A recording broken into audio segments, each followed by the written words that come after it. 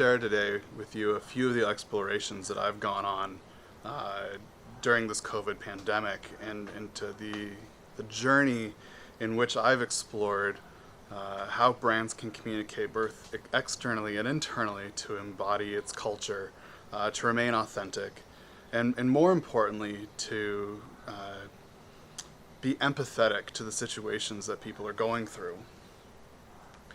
And I think that all of our brands have taken a similar journey. We started the pandemic, and as we shut down, we all issued an email that said how XYZ company is going to handle the pandemic. And really the consumer learned from that how many people had their email address, because our inboxes got overwhelmed. And then brands started coming out with sympathy pieces, which were beautiful and really agency porn, as gorgeous statements were flashed on the screen, and we provided sympathy for the people that were, to all of us that were going through this. And then we started seeing empathy come into play. And empathy is something that I think we've all strived for as brands, but haven't really known how to do at scale. And I don't think any of us still know how to do it really successfully at scale, but we're seeing attempts at it. I think we've been chasing the idea of authenticity for the past 10 years, the idea that brands have to have purpose, transparency, and that they need the ability to truly represent themselves through every action they take. That becomes, how they're represented in the marketplace. And so what we saw is that after those sympathy videos came out, and they had okay success, but really they're not going to help transactions, and they might help a little bit with consumer sentiment. But we saw brands start communicating like Google did by saying that they're keeping their employees home until July of next year, which is fundamentally an amazing statement, and they're privileged to be able to do that.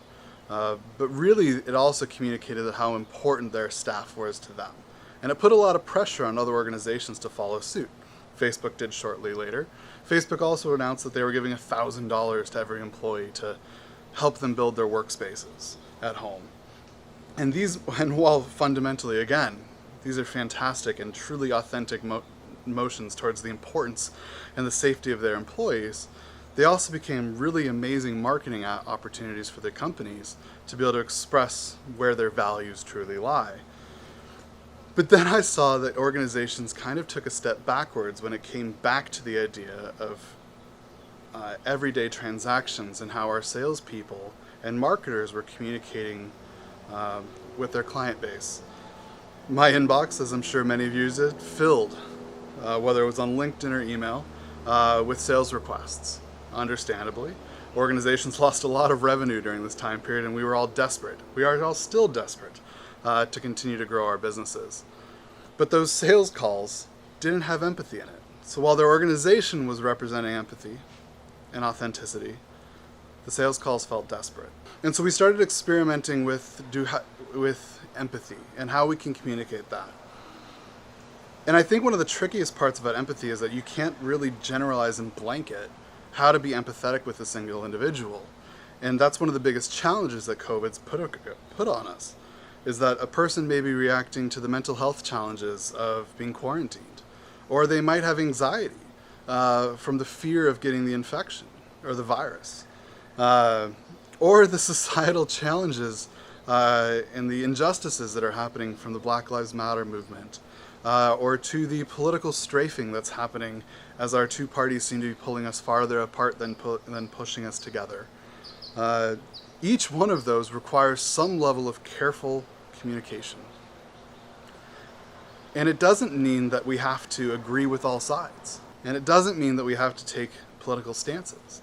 But what it does mean is we have to empathize with each one of those situations and connect with people on a one-to-one basis, that they feel like they're important and they feel like they're connected. And I think that's one of the biggest challenges that we've had during COVID, is this idea of connectivity, is that we went from being a highly social world, a highly connected world, to one where we were only allowed to make connections from our house to someone else's. What I'm finding is that fundamentally the data that we're able to collect as an organization is somewhat flawed when it comes to empathy. And it's forcing brands to make blanket statements towards large groups of people that is honestly actually creating a greater divide towards those who don't necessarily agree. As brands and as organizations, we have a need to pull people together, and a need to foster collaboration. As a culture and as a country, we have a need for those things as well. And so one of the challenges that I want to give to this group is not that I have the answer to it, but what are the data sets and what are the data points that we can go after as a marketing collective that can empower empathy and empathetic communication. Thank you so much.